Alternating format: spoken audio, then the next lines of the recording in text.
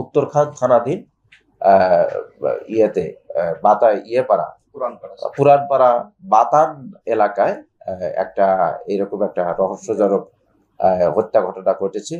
তো সেই ঘটনায় আমি জানতে পেরে আমি ওখানে জানলাম আমাদের এডিশনাল এসপি ওখানে আছেন, আমাদের দুজন জোনাল এসি রয়েছে, নাসিম এবং পরে সাদ্দাম ছিল ওকে সহ, আমাদের ওসি রয়েছে, সকল অফিসাররা সেখানে রয়েছে, তারা ঘটনাস্থলে আছে। তো তারপরে আমি নিজেও চলে গেলাম। চলে যাওয়ার পরে আমি জানতে পারলাম, আমিও ঘটনাস্থলে গেলাম, দেখলাম যে এই পুরানপাড়া বাতান এলাকায় যারা শাহিন শাহনেওয়াজের যে একটা 6 তলা বিল্ডিং এর 4 তলায় আমরা জানলাম এটা কিছু 6 নম্বর ফ্ল্যাট, ওটা ওখানে হাবিবুল্লাহ বাহার ডিগ্রি কলেজের যে সাবেক উপাধ্যক্ষ জনাব সাইফুর রহমান ভূঁইয়া, ওনার এজ হবে 49 বা 50। তো উনি খুন হয়েছেন। ওনাকে আমরা এই বিষয়টা জানতে পেরে দেখলাম যে রুমের মধ্যে রক্ত তখনও বেশ জমাট বাঁধা।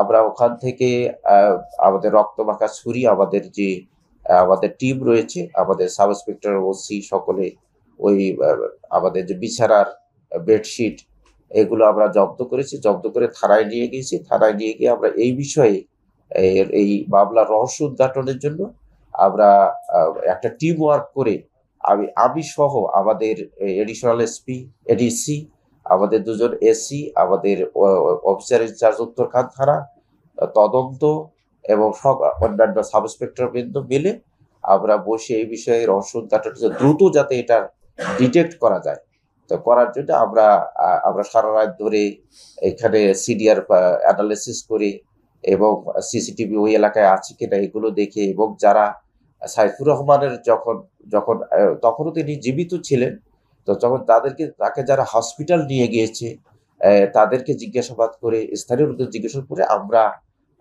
এই সম্পর্কে আমরা একটা প্রাথমিক ধারণা গ্রহণ করি এবং সেখান থেকে আমরা অপারেশন প্রস্তুত করি। আমাদের বিভিন্ন 3-4টে টিমকে আমরা বিভিন্ন দিকে আমরা পাঠিয়ে দিই, আমাদের বিভিন্ন ডাইমেনশন আমরা গ্রহণ করি যে এইগুলোর মধ্যেই আমাদের এই ঘটনা হয়তো ডিটেক্ট হবে। তো আমরা এক পর্যায়ে সফল হই, আমরা জানতে পারি, আমরা একটা টিমের মধ্যে আমরা জানতে পারি যে আমরা দুজনকে আমরা গ্রেপ্তার করি ফরিদপুর থেকে। ফরিদপুরের ফরিদপুর থেকে দুজনকে, স্বামী স্ত্রী দুজনকে গ্রেপ্তার করে আমরা নিয়ে আসার পরে আমরা জিজ্ঞাসাবাদ করে আমরা জানতে পারি যে এদের একজনের নাম হচ্ছে নাজেম, তার স্ত্রীর নাম হচ্ছে রূপা। নাজেমের বয়স হবে 21 বছর বা 22 বছর, রূপার বয়স হবে 20-21 বছর। তো তারা 6-7 মাস আগেই মোবাইলের এই ফেসবুকের যুগে এই কমিউনিকেশনের মাধ্যমে তাদের সম্পর্ক হয় এবং তারা বিবাহ বন্ধনে আবদ্ধ হয়। তো নাজেমের বাড়ি হচ্ছে নীলফামারীর জলঢাকা, আর তার ওয়াইফ যে রূপার বাড়ি হচ্ছে সালতা, ফরিদপুর। তো এরা যে মূলত রংপুর থেকে আসছে, লালমনি এক্সপ্রেসে এসেছে কমলাপুর রেল স্টেশনের নামে এরা আবার পরবর্তীতে চলে যাবে ফরিদপুরে চলে যাবে। ট্রেনের জন্য তারা ওয়েট করতেছিল 8 নম্বর প্ল্যাটফর্মে। এক পর্যায়ে এই নাজেম তার স্ত্রীর বলল যে আমি নাস্তা নিয়ে আসি, তুমি এখানে ওয়েট করো।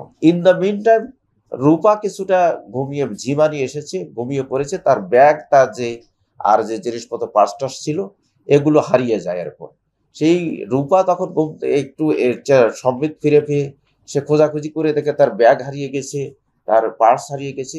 তখন সে আশেপাশের লোকজনকে জিজ্ঞেস করতেছিল। একটা পর্যায়ে আর একটা মহিলা যাচ্ছিল, তাকে সে ডেকেছে। ইন দ্য মিন টাইম ওই এলাকায় সাইফুর রহমান ভূঁইয়া ওই জায়গাটার মধ্যে যাচ্ছিল, সে কাছাকাছি এসে তাকে জিজ্ঞেস করলো যে তুমি কি আমাকে ডেকেছো? তখন রূপা বলেছে যে না, আমি আপনাকে ডাকিনি, আমি ওই মহিলাকে ডেকেছি। তখন বললো যে পাশাপাশি জিজ্ঞেস করেছে যে তোমার কি হয়েছে, তুমি তখন বলেছে যে আমার ব্যাগ হারিয়ে গিয়েছে, আমার পার্স হারিয়ে গেছে, আমার টাকা পয়সা যা ছিল সব হারিয়ে গিয়েছে, আবার আমি ফরিদপুরে যাব, এখন আমি কিভাবে যাব? বলছে তোমার সাথে কি আর কেউ আছে? যে আমার স্বামী আছে, সে রাস্তার দিকে গেছে। তো ইন্ডামিটে আরো কথাবার্তা হয়েছে। এর মধ্যে নাজেম চলে আসছে, আসার পরে বলছে তোমরা কি করো? ওরা বলছে যে আমরা কিছু করি না এরকম। তো আমরা তো তখন বলেছে যে তোমরা আমার সাথে চলো, আমার 6 তলা বাড়ি রয়েছে, আমার গাড়ি রয়েছে, তুমি ড্রাইভিং শিখবে, শিখে তুমি আমার গাড়ি চালাবে, আর আমার স্ত্রী আছে, ছেলে আবার স্কুলে পড়াশোনা করে, আমার 6 তলা বাড়ি, তুমি বাবার বাসায় কাজ করো। এই কথা বলে ওদেরকে প্রথমে রিক্সায় উঠিয়ে ওখান থেকে তারপরে বাসে নেয়, বাসে নিয়ে উত্তরা গায়, উত্তরার থেকে তাদেরকে অটোতে চলে যায়, গিয়ে এই যে পুরানপাড়া বাতান উত্তরখানের এই বাসায় এই তারা তোলার পরে দেখে যে লক, ওই চাবি দিয়ে যখন খুলছিল তখন রূপা জিজ্ঞেস করেছে তাকে যে আপনি তো বললেন আপনার স্ত্রী আছে, তো এখানে আপনার স্ত্রী কোথায়, আপনি তো নিজে আপনার তালাবদ্ধ রুম বাসা। তখন বলেছে যে না, আমার স্ত্রী আর এক বাসায় চলে গেছে, 4-5 দিন পরে আসবে। এরপরে যা হোক ওরা ভেতরে থাকে, থাকার পরে ওই এরপর এইটা হচ্ছে আপনার রোজার আগের দিনের কথা, পরের দিন রোজা শুরু হবে। তো এর মধ্যে আপনার এই যে থাকার মধ্যে আস্তে আস্তে রূপা বক্তব্য মতে, আমাদের জিজ্ঞাসাবাদে যে বক্তব্য দিয়েছে, যে স্বীকার করেছে যে তার এই বিভিন্ন সময়ে এই সাইফুর রহমান তাকে শ্লীলতাহানি করত, তাদের যৌন লালসা তার পূরণ করার জন্য নানাভাবে তাকে যৌন নির্যাতন করত। সে যখন বাইরে যেত তাকে তালা দিয়ে রেখে যেত, বলতো যে তোমরা বারান্দার কাছে যাবা না, গেলে তোমার হাজবেন্ডকে মেরে ফেলবো। তারপরে আপনার বিভিন্ন সময় তার শরীরের বিভিন্ন অংশে হাত দিত। বিভিন্ন রুম আরো ছিল, সে কোনো রুমে কোনো ফার্নিচার নেই, আমরাও গিয়ে দেখেছি। একটা রুমেই শুধু একটা খাট রয়েছে, সেখানে বলতো অন্য রুমে থাকতে দিত না, একটা রুমেই তারা শুধু 3জনেই। মাঝখানে ছেলেটা থাকতো সাইফুর রহমান এক সাইডে, মেয়েটা অ্যাকচুয়ালি বিভিন্ন সময় মেয়েটার গায়ে হাত দিত।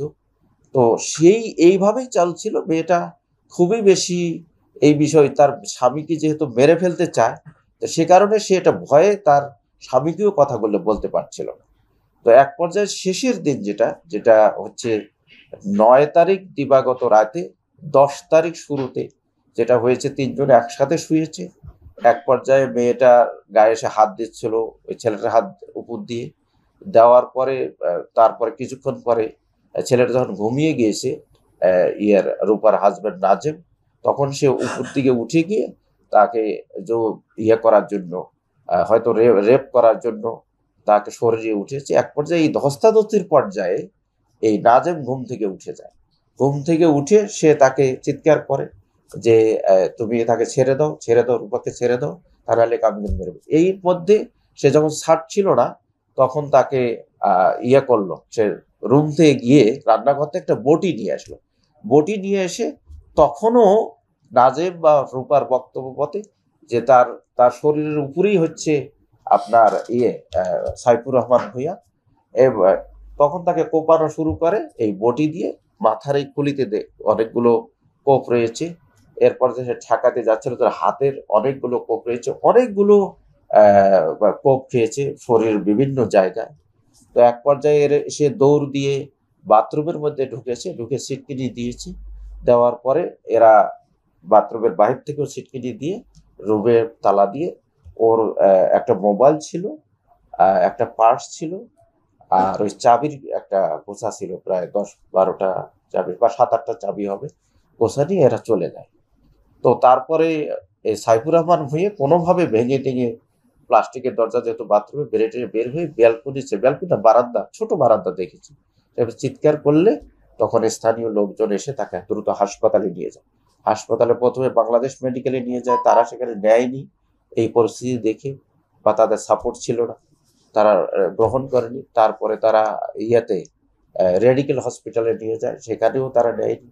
তারপরে লেক ভিউ হসপিটালে নেওয়ার পরে সেখানে তারা চিকিৎসা কিছুটা শুরু করে। আধা ঘন্টা পরে তারা জানিয়ে দেয় যে না, সে ডিক্লাইন করেছে, মারা গেছে। তো আমরা এই ঘটনা আমরা আমাদের যে টিম, আমি সহ আমাদের টোটাল টিম অক্লান্ত পরিশ্রম করেছে ওই দিন রাতে। বিশেষ করে আমাদের এডিসি, 2জন এসি, আমার সাথে এক এসি আছে, ও অনেক পরিশ্রম করেছে, টেকনোলজিক্যাল কাজগুলো করেছে। আমাদের ওসি তদন্ত, আমাদের সাব ইন্সপেক্টররা, অন্যান্য সদস্যবৃন্দ, আমরা খুবই ডেডিকেটেডলি কাজটা করেছি। কারণ দ্রুততম সময়ের মধ্যে এটা যদি আমরা রহস্য উন্মোচন না করতে পারি, তাহলে হয়তো দেরি হয়ে গেলে হয়তো আমাদের কাজটা কঠিন হবে। তা আমরা সফল হয়েছি। আমরা 2জন আসামিকেই আমরা বিজ্ঞ আদালতে প্রেরণ করেছি। তারা সিআরপিসি 164 ধারায় জবানবন্দি দেবে, স্বীকারোক্তি প্রদান করবে আশা করছি আমরা, বিজ্ঞ আদালতে প্রদান করছি আমরা।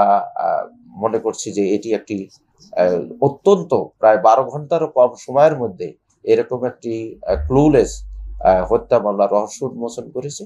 এটা আমাদের একটি অত্যন্ত একটা বড় সফলতা বলে আমি মনে করছি এবং আমি আমার টিমকে অভিনন্দন জানাচ্ছি। এই ক্ষেত্রে আমাদেরকে সার্বক্ষণিক সহযোগিতা, আমাদেরকে দিক নির্দেশনা প্রদান করেছেন। আমরা টাইম টু টাইম আমাদের মাননীয় পুলিশ কমিশনার স্যারকে জানিয়েছি, আমাদের ক্রাইম বিভাগের দায়িত্বে নিয়োজিত আমাদের additional commissioner sir, crime and ops sir আমাদের নির্দেশনা দিয়েছেন, JC crime joint commissioner crime আমাদেরকে টাইম টু টাইম আমাদের গাইডলাইন দিয়েছে। আমরা সেই ধারায় কাজ করে সফল হয়েছি।